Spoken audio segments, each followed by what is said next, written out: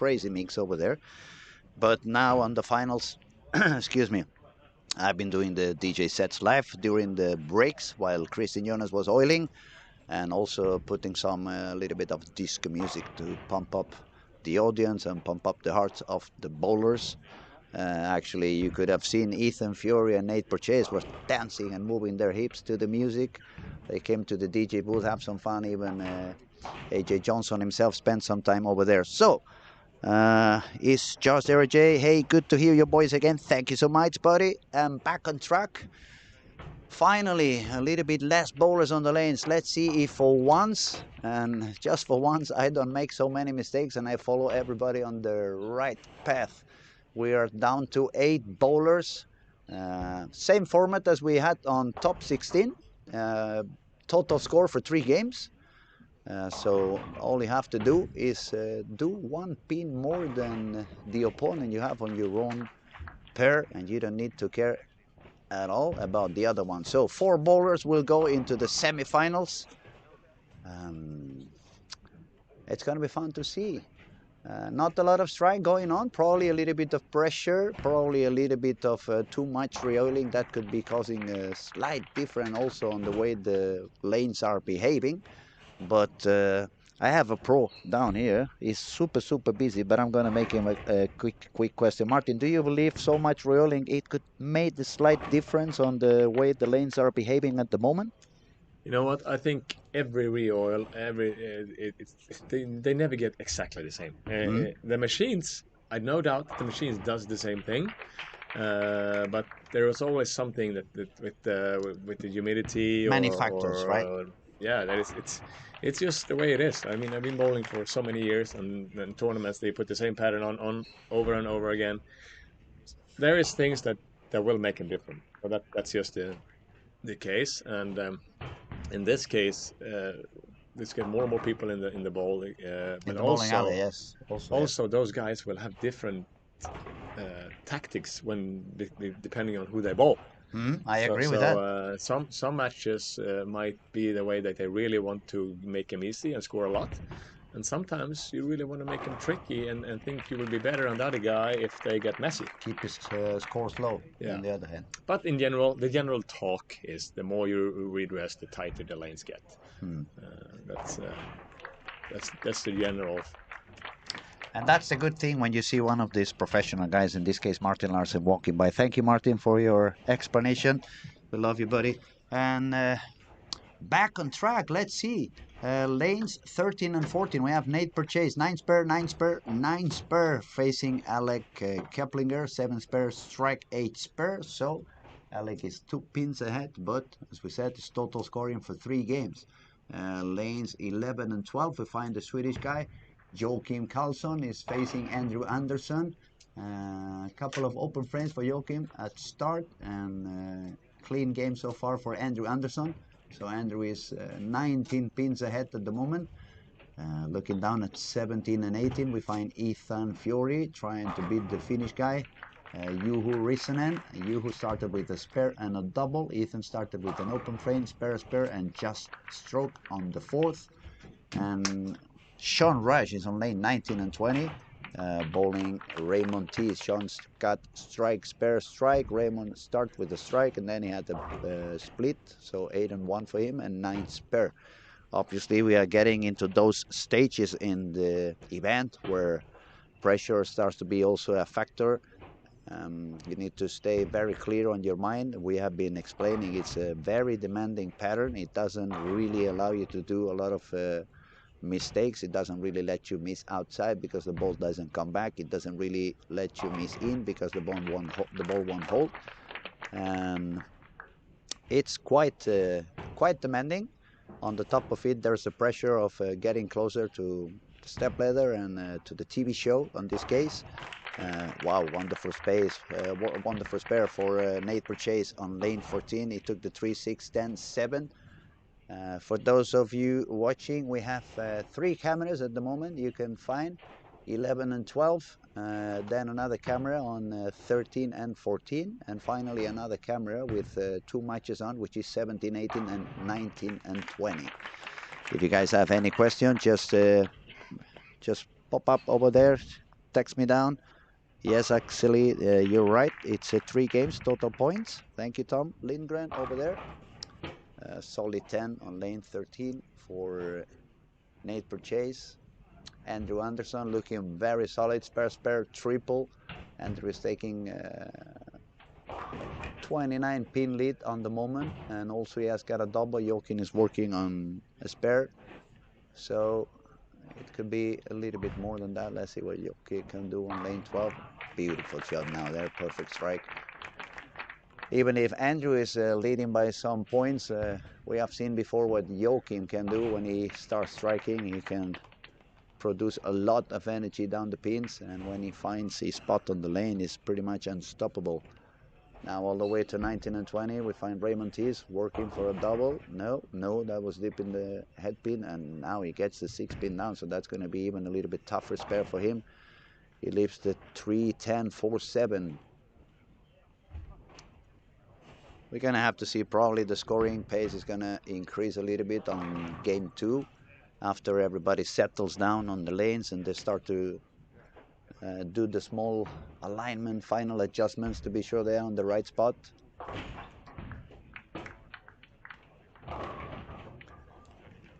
Good strike on lane 14 for Alec. That was a double. No strikes yet for Nate Purchase. So I'm going to say it again just in case. Lanes 11 and 12, we find the match between Joakim Karlsson from Sweden and Andrew Anderson. On 13 and 14, American duel over there. Nate Purchase against Alec Keplinger. 17 and 18, Ethan Fury, he just made a double against Juho Rissanen from Finland. And finally, Raymond Tees from England against Sean Rush, United States. Couple of open frames for Raymond Tees. 74 on the 5th frame. So at the moment, Sean Rush is leading on his match. Juho Rissanen is leading by a little on Ethan Fury. Alec just made the triple, so Alec is on the lead against Nate Purchase. And Andrew Anderson is leading on Joakim Karlsson. Long way to go. It's a best of 3 total pinfall. So it's a long way to go. And a lot of things can happen.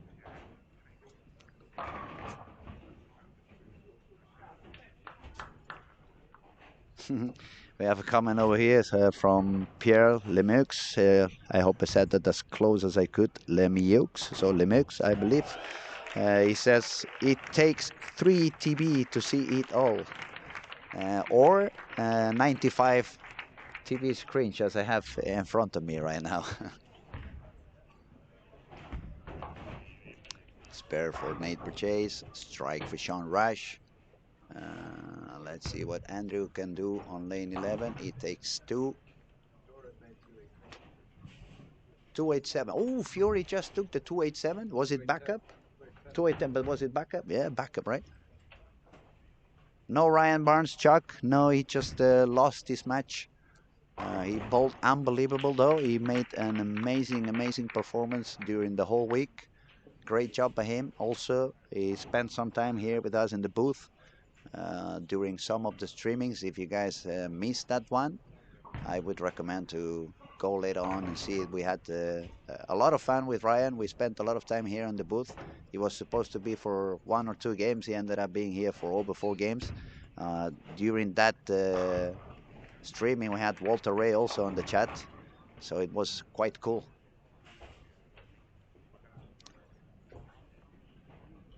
Yeah, no strikes for Nate. 9 spare, 9 spare, 9 spare, 6 spare, 9 spare, 9 spare, and it's probably going to be another 9 spare now.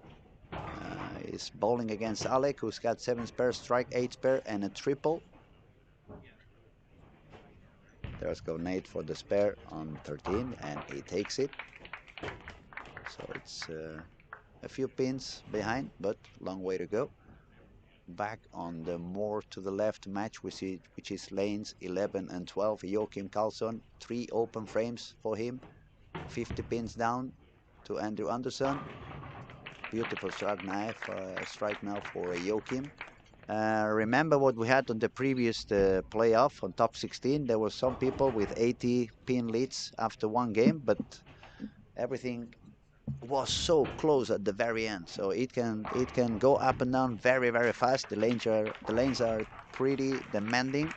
Transition is happening super fast. So what now looks white at the end can become black. So let's keep an eye on every single body. 4 bagger for Alec Keplinger. This guy is getting stronger by every every stage. Is getting better and better, looking stronger. Another open frame for Raymond Tees on 19 and 20. 19 and 20 has been pretty tricky during the whole week. Every single squat, not very easy. You need to find your spot over there and strike for Ethan Fury on 17 and 18. Let me tell you guys, all of you who are watching online, if you have the chance to ever see Ethan Fury bowl live, go do it. If he looks good on TV, he looks even better when you see him live. This kid can really bowl.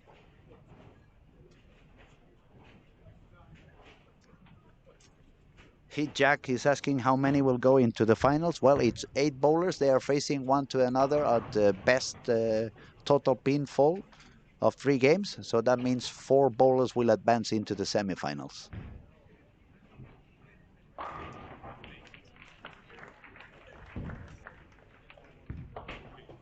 Yes, Robin, it's 3 games total. 9 spare for Alec. No strikes yet for Nate Purchase, but consistent performance. 9 spare, 9 spare, 9 spare, 6 spare, 9 spare, 9 spare, 9 spare. So he's just about to find his carry and put some pressure back into his partner over there, Alec, also from United States. There goes Purchase on lane 14.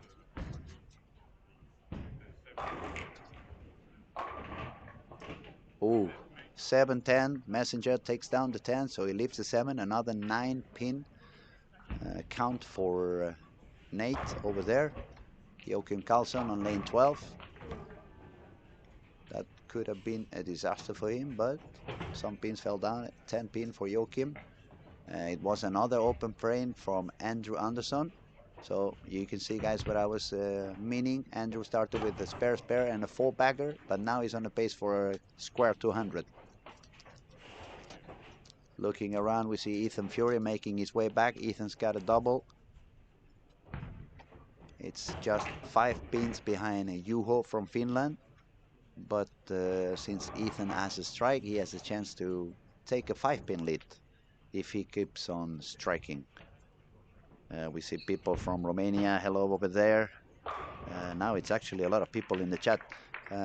You will apologize. I will apologize, and you will forgive me if I cannot answer and reply to every single one of you. It's a lot of things going on. It's way too many to answer to all of you. But I'm glad that you are all here. I'm glad that you are online. And I would kindly ask you to subscribe to our channel and like our videos. That's going to help the algorithm in YouTube to treat as well, so we can keep on giving you as much bowling as possible for free. This one is 100% for free, and this channel, we want to keep it that way. It's going to be a lot of PBA regional Sweden going on during the season, the Swedish National League, which you may not know, but many of the PBA pros are coming to bowl. Andrew Anderson is coming to bowl in the team in Helsingborg. Is almost like bowling in his own bowling alley down here in Helsingborg. Okay, double for Raymond Tees, putting some pressure back into Sean Rush. Alec was leading good, but now he's got a split. It's a lot of splits going on. Let's look at Ethan Fury on lane 18. He didn't like it. He missed outside, and it's a 5.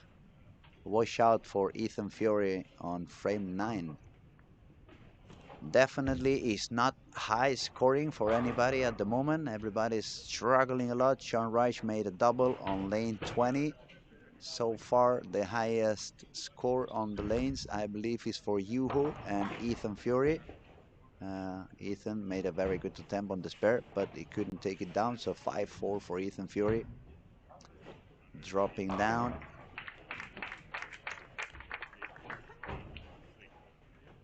moment we can have the highest game could be for, let's see, Andrew could go all the way to 210. Sean Reich could go all the way to 218. Let's see what Sean does on 10th frame. Beautiful strike for Sean Reich on frame number 10. Alec Keplinger could go all the way up to 222 on lane 14. There goes Ethan Fury on 17. Nice shot for Ethan. Good strike, solid. And I'm just gonna make everybody on the chat very happy. We have one of the biggest names at the PBA Tour, one of the most amazing bowlers there is. Great personality, amazing. Mr. Kyle Trapp himself. Welcome, buddy. How you doing, bud? I'm great. I'm super excited to see what goes on the lanes. It has been a terrible week. A lot of bowling, a lot of people struggling. Very difficult pattern. A lot of transitions happening and going on. So much reoiling today. It's making the lanes a little bit tougher as well. And super excited to have you here, buddy. Yeah, glad to be in here. Wish we were out on the lanes, but we just walked in a few minutes ago, and yeah, I see the scores are quite low. So I'm guessing those extra re-oils and right back in there. I didn't quite expect to see this low of scores.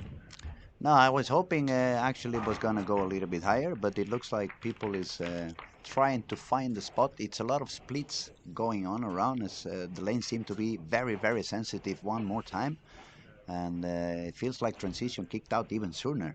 I was gonna say the good thing though, with the scores being lower, is there's potential for comebacks in the matches. I feel like when the scores are just super high on both ends, then 250 really doesn't make up as much ground, but looking at these scores, if one of the guys pops off 250, then they're going to be right back in the match. And we have been seeing during the week, but especially today on those stages, we're seeing people having a 60, 70 pin lead and then dropping down not only on the next game and on the following 6, 7 frames.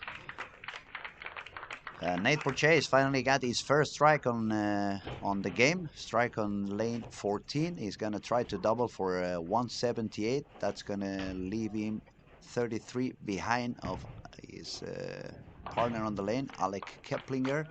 Joachim Karlsson also is a little bit behind Andrew Anderson. Andrew managed to do to 10, even if he had a 4-bagger over there. He's got a couple of open frames, couple of splits. Then looking down on 17 and 18, we have Ethan Fury with 3 opens. We managed to spare the 2-8-10, but 195 for him. The Finnish guy is looking quite solid. He's going to go for a 200 game, so Ethan is going to be 10 pins down. And Sean Reich, somehow, he always managed to do well on 19 and 20, which is a quite tricky pair, isn't it? I kind of like 19 and 20. I feel like 1 and 2 is a little more tricky than 19 and 20, but good to see Rash still here in the finals. Raymond T is also at 3 splits on this game, but he never gives up. He keeps going. Is he gonna get one more? Let's see. He can go all the way up to 192, so he's gonna be dropping 24. It's still 2 games to go, so everything can happen. I did notice Joachim, I see he bowled 157 the first game, but I did see he's got the red ball in his hand now. I believe that's an IQ Ruby. He's done a lot of striking with that ball, and his first shot was a stone 9 with the messenger in front of it. So maybe looking for a little comeback here, game 2 from Joachim against Andrew. I believe that too. Joachim is an extraordinary bowler. He's actually the point leader and the winner for the PBA regional in Sweden, so he's going to go and compete in the United States. And he's also a great guy. He's son of one of the best bowlers ever in Europe, Åsa Larsen. She was unbelievable. She was one of those bowlers that could score a lot more than any of the guys back in the late 80s. And yeah, she was, when I was a little kid, she bowled a couple of times in Barcelona, and I remember standing behind her because she was striking a lot more than any of the other men over there. So it's got the DNA a little bit like you. It's running on the DNA. It comes from the family. Just going a step further. Yeah, I do remember him bowling a few times at the World Series whenever I was kind of getting out on tour. Oh, well. That was a nice one. Brooklyn. We'll take that. I mean, he's even on the break. Stone 9 to start, catch the Brooklyn. So right where he's supposed to be. Nate purchased through 3 in the 10th to finish and started with the next one. So he may have found a little something there. And the fact that Alec started with an open frame may also give him that little bit of extra push and motivation to fight back. Now we see Sean was looking pretty solid on that first game. Oh, Mm. starting with a 7-10. But we seen that on Sean on the previous match as well. He started with like a very high game, and then game two he dropped down nearly 90 pins from one game to the other. Oh, there's another pizza delivery for Joachim Karlsson. That's what they call it over here, pizza That delivery. only for him. That's what I call it because he sends the, it's like a pizza flying over there, cutting the 10 pin on the half. Now talking about pizza, I've been throwing some jokes from time to time. I went to a pizzeria once and they said, "You want it in 4 slices or 8 slices?" I said, "I'll make it 4. I'm not that hungry."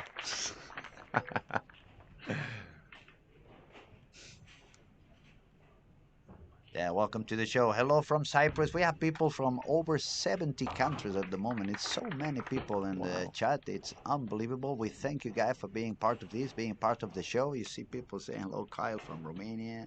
And Wow, that it's is crazy. I crazy. can't keep up with so many texts. But we are so happy to have you with us, guys. Remember to like our videos. Remember to subscribe to our channel. It's going to be a lot of PBA action on this YouTube channel. It's going to be 100% free. Now back to the action. Andrew Anderson, a little bit deep in the head pin, so he leaves the 3-6 on lane 11, but he's doing fine. He started with a triple. Oh, that was pretty far left for Alec over there. The lanes definitely got tougher today. I know my back wasn't feeling too well, so I couldn't really execute a proper shot, but they definitely felt like they were glue in the middle of the lane. But there were, a lot more rev rate, all bowling at the same time. A lot of people are starting left to 20, so I mean, at the end of the day, there's not much room. You can't really go anywhere else but further left, and when you stack up this much power and rev rate across the house, they get pretty gross. Would it take 41 over to make the match play? Like, I would have expected much higher than that. Figuring people have kind of figured out the pattern as the weeks went on, but yeah, I mean that's. Well, you tell me. When I was doing the first streaming on the week, people was asking me, "What do you think the cat's gonna be?" I said 150 over. So I was. I heard you saying that. We watched some of the stream throughout the week at That the was house. way too optimistic, and I had to lower my expectations, not because the people wasn't talented, but just how demanding the pattern was getting day after day after day. Now this kid really can bowl, right? Ethan Fury is the first time I get to see him live, and I was mesmerized the first time I saw him bowling against EJ. But when I got to see him live, he really does it so smooth, He's. posting every single shot.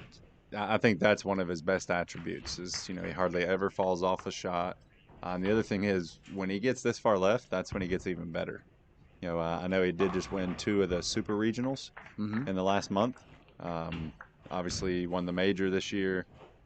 Had a breakout season on tour. I've known him for probably 4 or 5 years. Back whenever I lived in North Carolina and bowled a lot of the PBA South regionals. I met him when he was 15 probably and started bowling. And I was like, yeah, this kid's gonna be pretty good. And then he figured it out quite fast too. Oh, Nate asking for some help. Gets the help. Okay, let's have a look at the score. Joachim Karlsson takes a spare on that split, but he's about 45 behind Andrew Anderson. If we look at 13 and 14, we find Alec Keplinger with a lead of approximately 25. We look at Ethan Fury against Juho. Looks like at the moment Ethan is 1 pin in front of Juho. And finally, when we look at 19 and 20, Sean Rush has a 13 pin lead. He just made a double, so that's going to become 23 at the moment. But pretty tight, still a long way to go, long road. You need to stay sharp, stay awake. Make sure you don't give away any pins. Try not to miss the bucket. Definitely try not to miss any spare. Yeah, that's the one thing you can't do this week with as challenging as the pattern was is miss spares. And definitely seen a few people that kind of gave some pins back. They gave so many pins away, especially the youngest ones. I don't know if in the United States it's the same thing. Over here in Europe, you can see all these young, super talented two bowlers, but they always, not all of them, but the vast majority, they keep sparring with backup.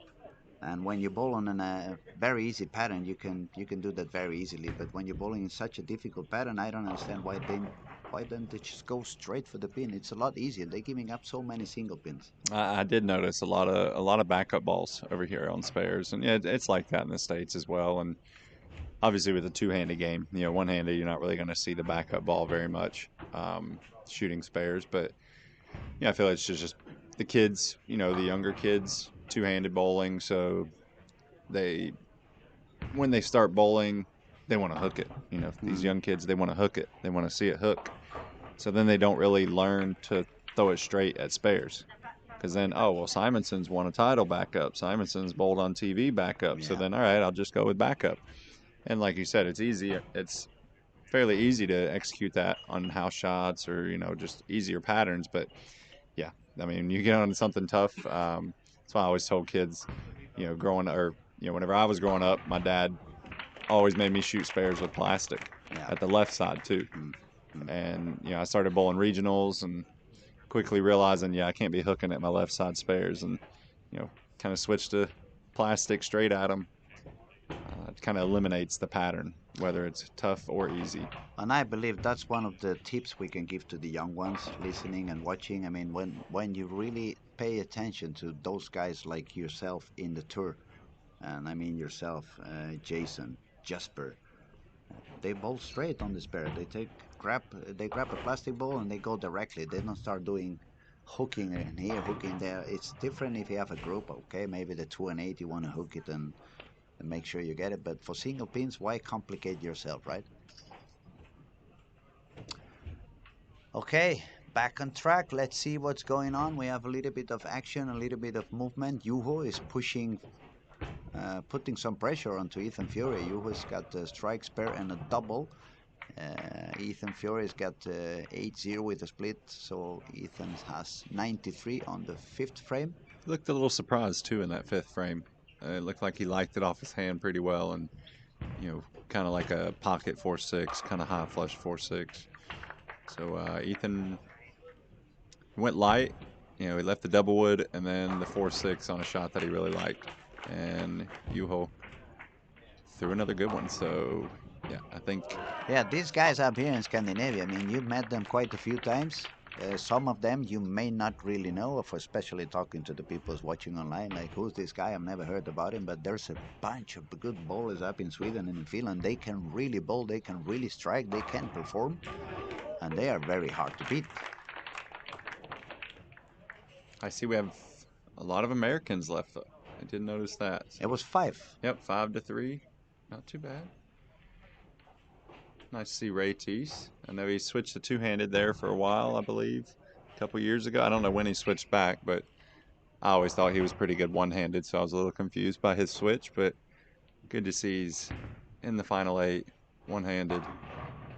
Andrew, super sharp. He's been bowling really good. He's been fighting a lot to carry on every single stage. Nice shot for Sean Rice on lane 19. Richard Teese just had an open frame, so it's going to put Sean back on the lead. Yuhu didn't strike now on 17. It's left to 3-6.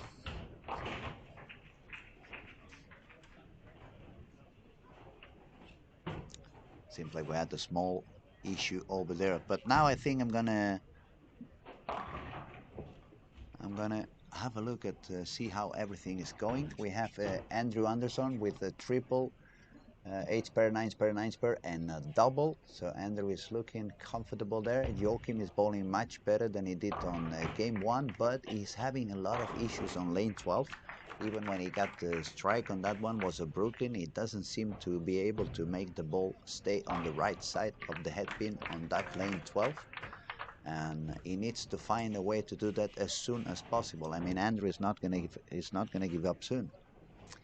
Yeah, Jesper and I were talking a little bit earlier in the week, and we said it was going to be Andrew versus Ethan for the title match. which probably the two sharpest guys on tour minus EJ Tackett throughout the year. I know Andrew put a ton of work in the off season. Obviously, if EJ didn't exist, I believe Andrew probably wins Player of the Year on tour. And then Ethan having a breakout season. He's bowling a ton. Like I said, winning those two super regionals. And I think he went back to the ball he was using on that left lane. I believe the previous shot he was using something different. Yes, it was. This one seems to be reading a little bit early. It was a bit of a weak 10. Yeah, I believe the Sub-Zero Forge. I believe that's a fairly strong motive ball. Obviously, they have polished that ball, so it doesn't start reading as soon as it usually does out of the box. Talking about Andrew, such a successful season for him after he changed to our company. Started bowling for Storm, or actually for Global, but he can use any ball in the brand, and he looks like he made the match with our Yeah, stuff, right? that's impressive too, because it's very tough, to make a brand switch. Because obviously all the companies make great equipment, and I feel like each of the companies have a little bit different tendencies Mm-hmm. on how the equipment I rolls. agree. And he made that switch, you know, towards the end of last year, so he didn't have a whole lot of time to kind of learn the equipment, and I think he was having to do that through the first few weeks on tour, and to be able to figure it out that quickly, find a good progression of balls, it just adds to the impressive year that he's had. He's definitely super, super talented. I mean, he's also quite an elegant bowler. It doesn't seem to do too much with the body, even with the elbow or the wrist, but he manages to produce a fair amount of reps. He's really versatile. We can see him bowling a little bit smoother, sometimes a little bit stronger. He's really, really strong. He's doing a very, very great performance today. He just put a strike on the 10, a potential 256 game. And it's gonna give Joachim quite a hard time if Joachim wants to fight back on this one. Yeah, Andrew's hand is just so soft. He's hooking it as much as the power players are hooking it. He can obviously play as straight as he wants, and I think it's all just because of how soft his hand is at the bottom. Even when he goes to hit it, it just gets through the front so much easier than a lot of other players. And yeah, that was a commanding finish there for Andrew. Going to put him up, I don't know, close to 100 pins, 90 pins. Looks that way. If he strikes one more, he's gonna be on 466. If Joachim does not triple, that would be 357. So that would be 109 pins lead for Andrew Anderson, and he's looking really steady over there. So we shouldn't expect him to drop down a lot, even if he finds a little bit of sudden transition on that pair. Yeah, I got a feeling that might be a little, a 100 pin hole is tough to make up against any bowler, but against Andrew right now, I'm not so sure. But down here on 17 and 18, looks like Yuho gave an opening to Ethan, and not a great shot for Ethan. He's kind of like that lane a little bit more in the left lane. Now, nearly another strike for Alec on lane 14. He's got a couple of open frames, but now it's with a triple. This game is a little bit more tight than it was before, so that means Nate has a little bit of a comeback, and he has a strike, so he's going to look to put one more on frame number 9, try to put some pressure back into Alec, and it looks like that match is going to be quite tight until the very end. Reacher is going to bowl on lane 20, looking for another strike. Ray, actually. Oh, again. Yeah. I've been calling him Reacher for quite some time, and I know him. I mean, actually, I have a lot better relation with Ray than with Richard. So actually, later on, he's gonna kick my Nice shot from Raymond. Raymond. There we go. We got to call him Raymond. Raymond. That way we don't get them mixed up. Now that looks like a better shot from Ethan. And another flat 10. Looks like that ball's reading a little bit too early for him. It's not keeping enough energy for the end. It's not really getting down into the pins. It's deflecting a little bit. So he's down 15 plus down another 10 from the previous game. So Ethan in a little bit of a hole. Let's go Raymond. Gets lucky, gets the 10 out of there. Just leaving the 4-7. And that is another thing you can see on Ethan, how smooth he is on sparing, how easy it is for him to let the ball go straight. And that's exactly what the young kids should learn to do, spare it that way. Joachim with a nice turkey in the 10th there for 210. He is down 99 pins against Andrew Anderson, so gonna need a big start early for him and a rough start for Andrew.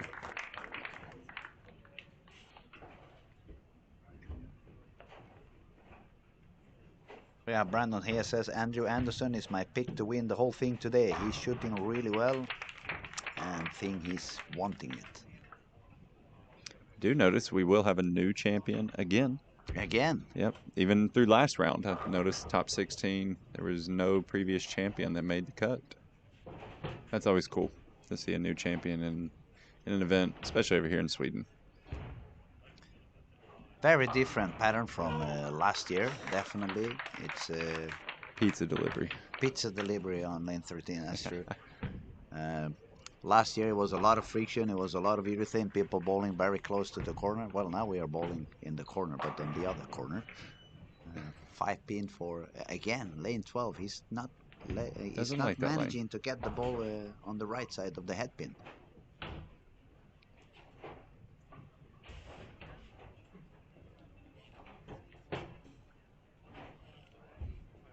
Yeah. So let's see, Nate is making his comeback. Can Alex reply with a strike on the 10th? He's looking for the double. Let's see what he can do. Nate He did make a ball change. Look at that, deep in the pocket. Messenger's the 10, trips the 4. Looking good. Yeah, that should take the lead in the match, right? Yep. Because he was down a few pins. And the Finnish guy is not letting Ethan breathe. If Ethan doesn't start striking soon, he could be in trouble. Juho put the strike on the 10. He's going to look to go for a double in a game of 214 to secure his lead into the third game. Beautiful, clean game for Nate on lane 13 and 14. That goes for another one. That one's the cleanest one of them all. 229 for him. Total score 404. And now Alex needs to strike out for a total score of 385. That would keep him only 19 behind, but he really needs to double now on the 10, so he doesn't want to stay too far away. So a question with the scoring. So Alec here, if he strikes out, it'd be 204. So does that actually give him 60 more onto his total?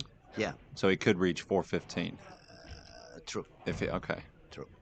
I get a little confused sometimes with the scoring, but that is not going to get the 415. No. And that is a little bit what can happen in this kind of situation. You can be on the lead on game 1, then all of a sudden your opponent starts striking, you have a little bit of a doubtful moment, then you get to the 10th frame and you go like, oh my god, I'm in trouble. Well, I mean, we were talking about spares, and just look at game 2 between Nate and Alec. Nate, clean game, 229. Alec, I don't know what the 6-3 and 7-2 was, but I don't see red circles. And then obviously a 9 whiff in there as well. So,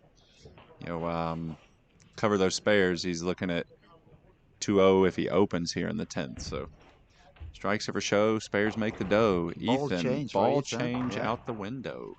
But it went too far to the right. As much friction as there is on this pattern in the middle of the lane. If it gets going, I would say outside of about 8, 9 down the lane, you better have a lot of sauce to get it to come back from there. Andrew looking very, very good. Yeah, Andrew's ready to put this away. Super steady, looking comfortable. He's got the front 3 already. So that's 109 pin lead. If Joachim manages to strike, if Joachim does not strike, that's going to be pretty much game over. Ethan tried to get the wash shot. The head pin went around the 10, so it's a game of 175 for Ethan Fury. 370 total score, so Ethan Fury at the moment is trailing by 37. Ethan's gonna need to perform his best bowling in this last game Juho from Finland is gonna be called as every Iceman up here. It's not only Jesper, it's a lot of Icemen up here. You know, they come from that land. It's only penguins and Yeah. mooses over there. They are fishing, and to get fish, you know, they have to open a hole in the lake because it's frozen 10 months a year. I lived up there in Mora. I don't know if you went to bowl out there. It's a little bit I have further not. up north. We spent 5 weeks at minus 25. And for a guy like me, coming from Barcelona, you don't want to know how many layers I had on. Oh, I'm sure. What is the like latest chat? Like, No, they're all. oh, it's just kind of all Each mixed. one is one of the Oh, okay. One of the different different cameras. streams. Gotcha. Yes, Okay. yes. I see my man Gary Gold from New York. What ball is Sean using? I believe that was the Steel Forge, Motive Steel Forge. Actually, just visited Gary and a bunch of people up in New York That's right cool. before we came over here. Definitely a lot of fans, a lot of bowlers, a lot of people doing questions. Always going back to the forge. Back to the Forge. Got the strike, but his body language is not giving me that much confidence as it doesn't look that confident as he was on previous matches. Another balk for Sean. That's his second one in about Oh, I 4 forgot. frames. Actually, I forgot to ask Jesper. I've seen him do that like at least 5 times during the streamings over here. It's very uncommon to see a bowler doing that so many times, getting to the foul line and grabbing the ball back, coming back. I wasn't sure if it was somebody was distracting him. I, It I was think most of the time it was something was distracting him a little bit. Um, yeah, I noticed that as well, and it's pretty crazy when he balks too, because he's not stopping till the very very end. Like, mm, it's almost on the release point. It's like he's just catching with the middle finger. Like, no, you're not going away. I'm going backwards. Andrew bowling on a. It looks like a practice session for him, almost like a warm up. On fire. But look at that, 17 and 18. Ethan Fury, even if he was not looking that good with that ball on lane 17, I don't know if it's another forge with a little a different layout or if it's the same one, but now that looked pretty good. Carry the 10 pin nicely. Double for him, putting some pressure back into Yuho. Yuho's going on lane 18. Let's see what he can do. Is he going to stop the pressure? Yes, he does. Another Iceman, this one coming from Finland. Juho Riisanen. It's not going to be easy for Ethan to come back from that one. I don't think Juho is going to let the chance slip away through his fingers. So Ethan's going to really have to fight strong to come back. And on lanes 19 and 20, Sean Rash has a solid 40 pin lead. 1 game to go. I would say Rash is I feel like Rash is a tough competitor in 3 game total matches.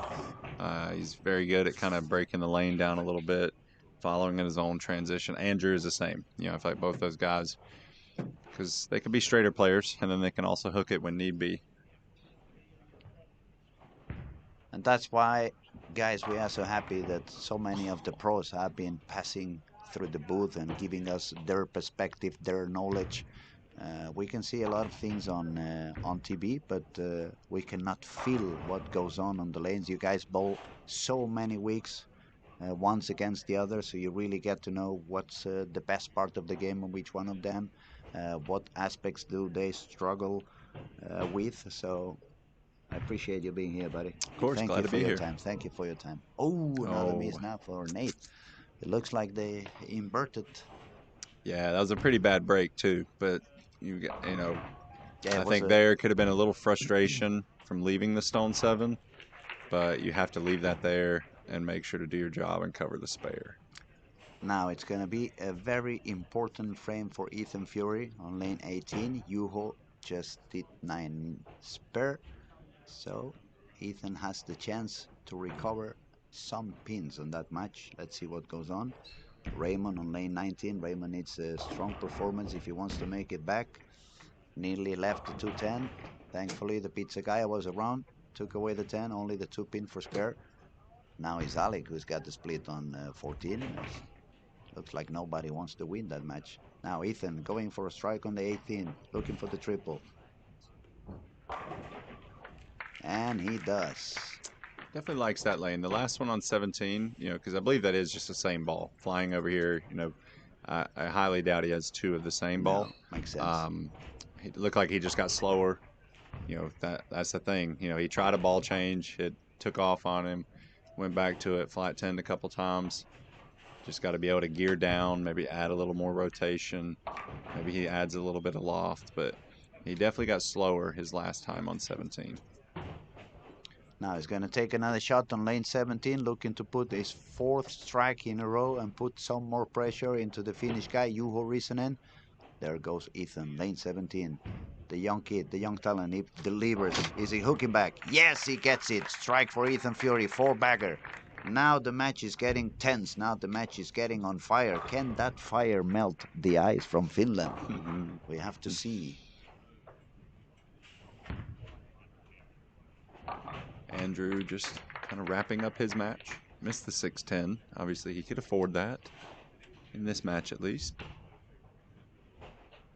Probably, as you said, he felt he was 100 pins ahead at the beginning of this game. Now he had front five.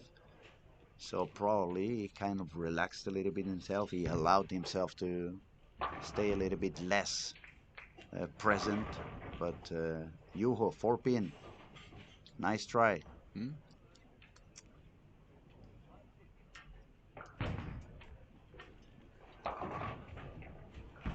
Joachim keeps having issues with lane 12. Sean Raj a little bit short in the pocket on lane 19.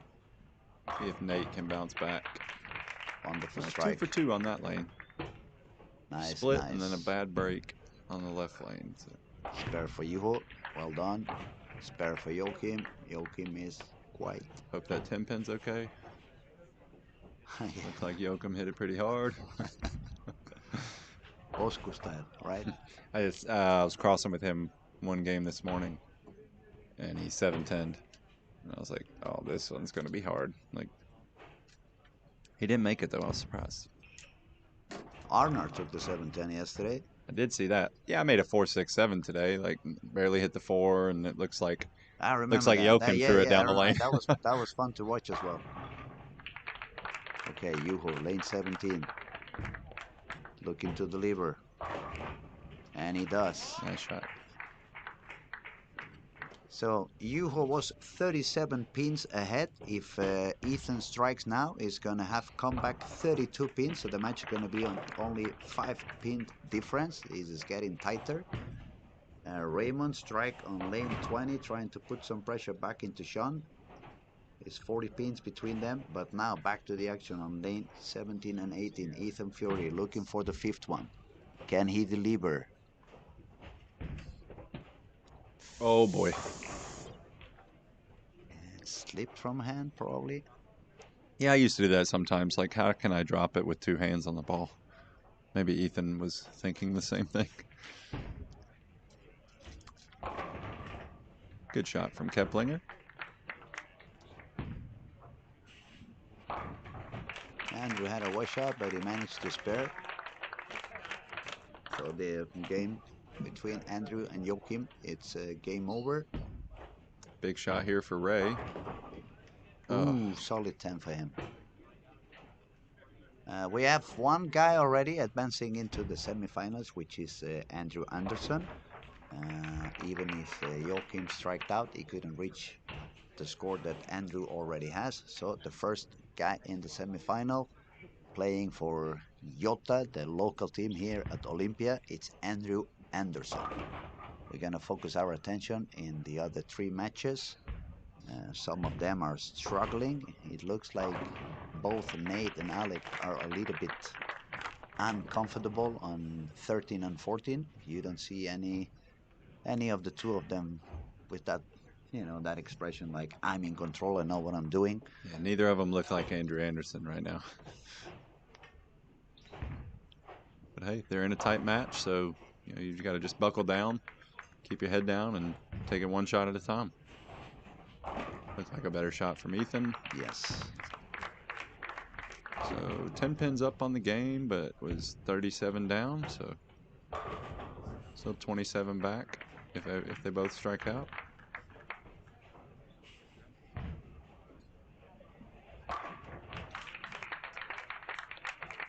Nate Purchase definitely likes lane 14. Yeah, 14 is looking like a match for him.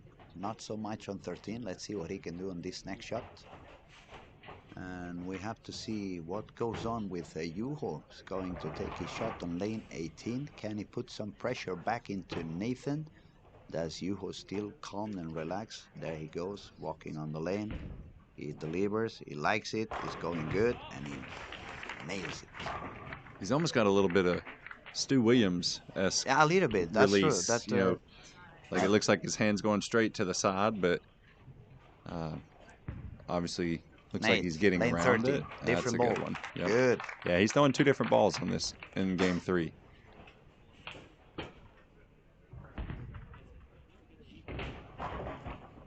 So Nate takes the lead on the match. He's 18 pins ahead, plus he has a double, and Alec is working and starting his first strike. He's got a spare. So small lead for Nate against Alec. Let's see what Juho can do. Is he gonna deliver one more? Lane 17. Juho Rissanen missed in, and baby split. Yeah, that was not that good, and that is gonna give a lot of breath to Ethan for the next shot. Let's see if he can at least save the spare.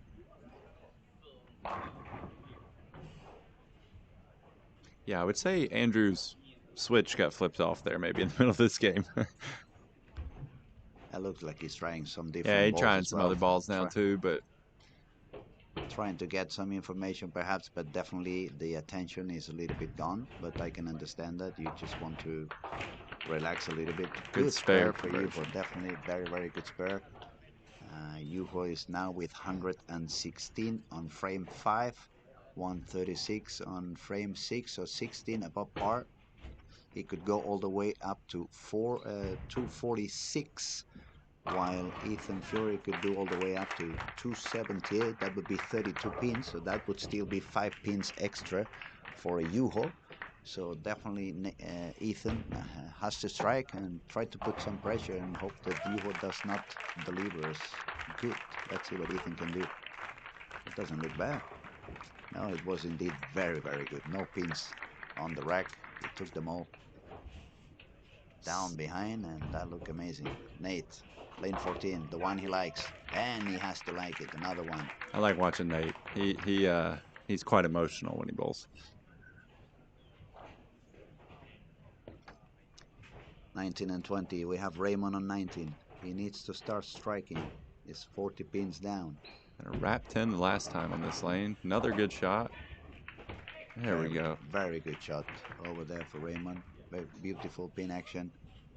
Now putting a little bit of pressure on Sean's shoulder.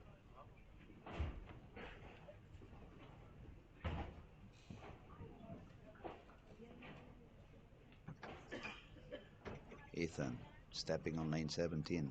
He needs another one, that's for sure. Slow. Ooh. Oh. All right. Ethan's going to need a little bit of help from Juho. Yes, indeed. And Juho is not giving Juho. away. He's taking all the spares, even spared the 310 on the previous frame. Back to 20. Let's see what Sean Rice can do. Else. 4 pin. Nearly tripped it, but 4 pin for them. There goes Nate. Pretty good. Oh. Ooh. All right. Out of trouble. He will take that one.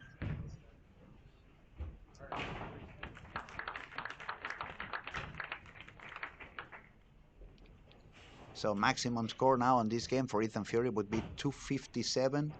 That means that he would need Juho to do not more than 220.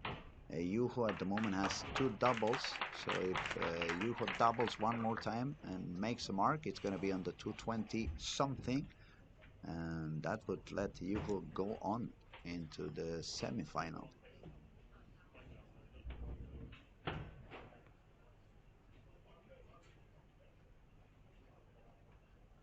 And 13 and 14 is quite tight at the moment.